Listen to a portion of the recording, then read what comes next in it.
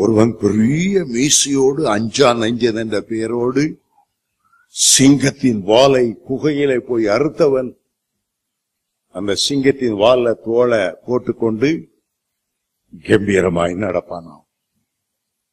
எல்லாருக்கும் அவனை பார்த்தா பயம். ஒரு நாள் ஒரு ஆள் அவனை கேட்டார், ஐயா, சிங்க குவிக்கல போனீங்களா? ஆமா. வாலை நீங்களே வெட்டினீங்களா? ஆமா. ஏன் தலையை வெட்டாம வாலை வெட்டினீங்க? அவர் சொன்னாராம், 3 நாளைக்கு முன்னால வேற ஒருத்தன் தலை வெட்டிட்டு போயிட்டான். அப்படின்னா என்ன அர்த்தம்? இவரு செத்த பாம்பு அடிச்சிருக்காரு. தலைய ஒருத்தன் 3 நாளைக்கு முன்னால வெட்டிட்டு போயிட்டானா?